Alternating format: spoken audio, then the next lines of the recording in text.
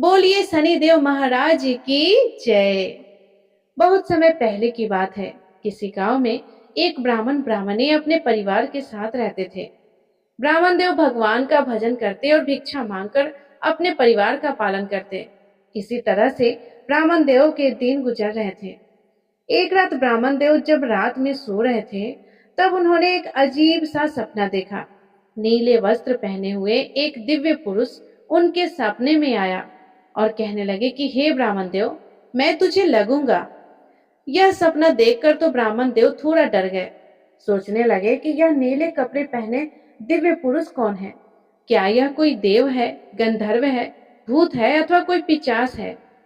ब्राह्मण देव घबराकर उठ गए, लेकिन उन्होंने सपने वाली बात किसी को नहीं बताई। अपने घर परिवार में किसी को परेशान नहीं करना चाहते थे। इसी तरह एक दो दिन गुजर गए। ब्राह्मण देव अपने नित्य कर्म करते रहे। रोज भगवान की पूजा करते और भिक्षा मांग कर लाते, अपने परिवार का पालन करते। एक रात ब्राह्मण देव ने फिर से वही सपना देखा। वही नीले वस्त्र पहने हुए दिव्य पुरुष उनके सपने में आए और बोले कि ब्राह्मण, मैं तुझे लगूंगा। आज तो ब्राह्मण देव बहुत परेशान हो गए। सुबह उठकर सिर पकड़कर बैठ गए। ब्राह्मणी ने देखा तो पूछने लगी कि क्या बात है, आज आप कुछ परेशान दिख रहे हैं, किस चिंता में है। तो ब्राह्मण देव ने अपनी पत्नी से सारा हाल बता दिया कि मेरे सपने में नीले कपड़े पहने एक दिव्य पुरुष आते हैं और मुझसे कहते हैं कि मैं तुझे लगूंगा। बस यही सोचकर परेशान हो कि वह पुरुष आखिर है कौन। क्या कोई देव है, गंधर्व है, भूत है अथवा पिचास पिचास है। ब्राह्मणी बहुत समझदार थी, तो उसने अपने पति से कहा कि मुझे तो ऐसा लगता है कि वे शनि भगवान हैं। शनि भगवान नीले वस्त्र पहनते हैं और दिव्य पुरुष है। ऐसा लगता है कि आपके ऊपर शनि देव की दशा शुरू होने वाली है, इसलिए वह आपको सचेत करने आए हैं। यह सुनकर तो ब्राह्मण देव और भी ज्यादा परेशान हो गए। शनिदेव की साढ़े साथी तो 7 साल की होती है। इतने साल तक मैं उनकी दशा कैसे झेलूंगा।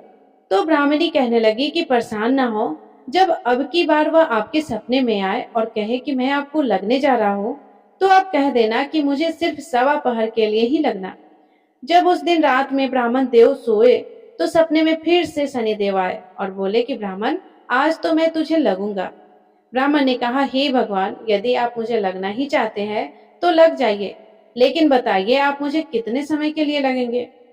तब शनिदेव ने कहा कि मैं तुम्हारे पास 7 साल के लिए आऊंगा। ब्राह्मण देव बोले कि क्षमा करे शनिदेव, लेकिन इतना समय मैं 7.5 नहीं झेल पाऊंगा। 7.5 साल बहुत लंबा समय होता है भगवान। तब शनिदेव बोले कि अच्छा ठीक है, फिर मैं 5 साल के लिए ही आ जाता हूँ। लेकिन ब्राह्मण बोले कि नहीं शनिदेव, यह समय भी मेरे लिए बहुत ज्यादा है। तो शनि भगवान कहने लगे कि अच्छा ठीक है, तो मैं 2.5 साल के लिए ही आ जाता हूँ। लेकिन ब्राह्मण ने फिर से मना कर दिया। शनिदेव कहने लगे कि ठीक है, फिर तुम ही बता दो कि मैं कितने समय के लिए लगूं। ब्राह्मण ने कहा कि 1.25 पहर के लिए लग जाओ। शनिदेव कहने लगे कि ठीक है, मैं 1.25 पहर का ही लगूंगा। उसे 1.25 पहर की शनि की दशा लग गई। ब्राह्मण देव जब सुबह सवेरे उठे तो अपनी पत्नी से कहने लगे कि जैसा तुमने कहा था, मैंने शनिदेव से 1.25 पहर की दशा लगा ली है। अब मुझ पर दशा लग गई है और शनि की दशा दशा में तो बहुत संकट आते हैं। मैं एक काम करता हूँ कि मंदिर में जाकर पाठ करने लगता हूँ। थोड़ी देर में जब 1.25 पहर बीत जाएगा तो मैं घर पर आ जाऊंगा। तुम मेरे खाने पीने का सामान दे दो और मेरे पीछे से घर में ही रहना। घर से बाहर मत निकलना और बच्चों को भी कहीं मत जाने देना। ब्राह्मण ने जैसा कहा था, ब्राह्मणी ने उसे खाने पीने का सामान बांधकर दे दिया। ब्राह्मण देवता मंदिर की ओर चल पड़े। चलते चलते रास्ते में तरबूज का एक खेत दिखा। उसमें 2 तरबूज बहुत लाल लाल पके पके ब्राह्मण देव को दिखाई दे रहे थे। ब्राह्मण देव ने सोचा कि इन तरबूज को ले चलता हूँ। जब घर जाऊंगा तो बच्चे तरबूज देखकर खुश हो जाएंगे। ब्राह्मण देव ने 2 तरबूज वहां से ले लिए। फिर सोचा, बिना पैसे के ले जाऊंगा तो चोरी हो जाएगी। ब्राह्मण देव ने एक बार आवाज लगाई कि कोई हो तो मैं उसे पैसे दे दूं। लेकिन कोई भी नहीं आया। तो ब्राह्मण देव ने तरबूज के पैसे वही खेत में रख दिए और आगे मंदिर की तरफ चल दिए। तरबूज उन्होंने अपने गमछे में लपेट लिए और लेकर चल दिए। मंदिर में जाकर वे पाठ करने लगे। ब्राह्मण देव पर शनि की दशा तो लगी ही थी, तो असर तो होना ही था। ब्राह्मण देव ने जो तरबूज तोड़े थे वह राजा के लड़कों के सिर बन गए। थोड़ी देर में उनका गमछा खून से लाल लाल हो गया। एक व्यक्ति उनके पास आया और बोला, ब्राह्मण देव, आपके इस गमछे में क्या है? तो ब्राह्मण देव बोले कि इसमें तो तरबूज है। व्यक्ति से नहीं रहा गया, क्योंकि उसे तो गमछा लाल लाल दिख रहा था। तो कहने लगे कि तरबूज तो नहीं है, कुछ और ही है, जरा खोल करके दिखाओ। ब्राह्मण ने जो गमछा खोलकर दिखाया तो देखा कि उसमें तो सचमुच दोनों राजकुमारों के सिर थे। ब्राह्मण देव तो डर गए। राजा के लड़कों के सिर मेरे पास कहां से आ गए? राजा को पता लग गया तो मुझे तो फांसी दे देगा। उसने उस व्यक्ति से कहा कि भाई देखो, ऐसा है, मेरे पर शनि की दशा लग रही है और शनि की दशा में संकट आते ही आते हैं। यह मैं तरबूज तोड़ कर लाया था और राजा के लड़कों के सर बन गए हैं। सवा पहर की दशा है, सवा पहर के बाद सब ठीक हो जाएगा, तुम किसी से मत कहना। उस व्यक्ति ने ब्राह्मण के सामने तो हाँ कर दिया, लेकिन बाहर जाकर एक से कहीं, दो से कहीं, चार से कहीं करते करते पूरे राज्य में फैल गए कि ब्राह्मण ने राजा के लड़के मार दिए हैं और उसके सिर अपने पास रखकर बैठा है। करते करते बात राजा तक पहुंच गई। राजा ने अपने सिपाहियों को आदेश दिया कि ब्राह्मण को पकड़ कर लाओ। राजा के सिपाही ब्राह्मण को पकड़ने गए तो ब्राह्मण उनसे भी अनुनय विनय करने लगा कि देखो भाई, मैंने राजा के लड़कों को नहीं मारा है, मेरे पर शनि की दशा लग रही है। मैं तो तरबूज तोड़कर लाया था। राजा के लड़कों के सिर कैसे बन गए मुझे भी नहीं पता है। लेकिन सैनिकों ने ब्राह्मण की एक भी नहीं मानी। उन्हें पकड़कर राजा के पास ले गए। राजा ने ब्राह्मण को फांसी पर चढ़ाने का हुक्म दे दिया। राजा के सिपाही ब्राह्मण को फांसी पर चढ़ाने ले गए। तो फांसी पर चढ़ाने से पहले सैनिकों ने ब्राह्मण से अंतिम इच्छा पूछी। तो कहने लगे कि ब्राह्मण देव, अगर तुम्हारी कोई अंतिम इच्छा हो तो बता दो। ब्राह्मण ने सोचा कि यदि कुछ समय तक फांसी रुक जाए तो शनि की दशा का सवा पहर पूरा हो जाएगा। इस तरह ब्राह्मण ने एक युक्ति लगाई। सैनिकों से बोला, देखो भाई, मेरा रोज का पाठ का नियम है, मैं जब तक पाठ नहीं कर लेता तब तक खाता पीता भी नहीं हूँ। अगर तुमने मुझे पाठ करने से पहले फांसी दे दी तो मेरा नियम टूट जाएगा। मुझे आज का पाठ कर लेने दो, बस यह पाठ कर लूं, फिर तुम मुझे फांसी पर चढ़ा देना।